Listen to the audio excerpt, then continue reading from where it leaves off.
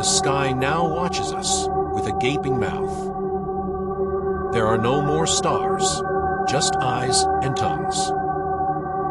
As we look up, they stare back down at us.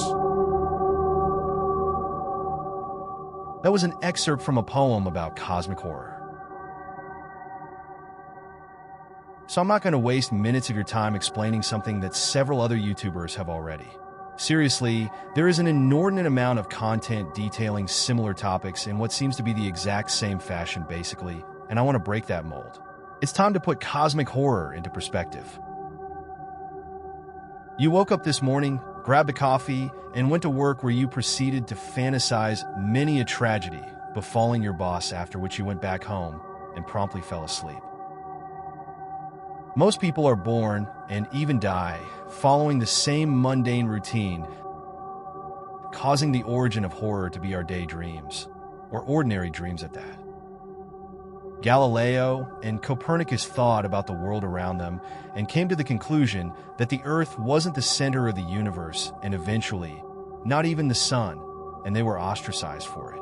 Then we discover that the solar system is just one of hundreds of billions of star systems in the Milky Way galaxy, and that the Milky Way is just one of billions of galaxies in the Virgo supercluster. I could go on, but you get the point until we get to the observable universe, which brings us to the next question: what on earth is the unobservable universe? Put simply, it's the universe that we cannot observe, meaning that no one knows what is in there. Light has only existed for approximately 13 billion years, so what was there before light, before space-time and matter? Anyhow, remember when you were a child and came across a story that just made downright impossible for you to fall asleep without imagining it?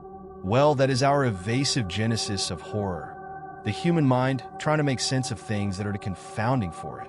Let us take the case study of famous 20th century writer H.P. Lovecraft, who had strange dreams as a child which eventually led to the creation of creatures such as Cthulhu, Nyarlathotep, Yog-Sothoth, and all the other beautifully named beings, which made him a critical individual in the foundation of other horror subgenres like the SCP Foundation and its affiliates. But seeing that the premise of cosmic horror is so fascinating, why has it not been more represented in the media mainstream? I mean, besides some movies like The Color Out of Space with Nick Cage, and to some extent Annihilation with Natalie Portman. This division of horror has been undermilked as far as cash cows go in the entertainment industry, and that can be due to the following. Vampires, witches, and werewolves are just so much easier to create in the film industry, since they are basically human beings with mods or DLCs in a video game.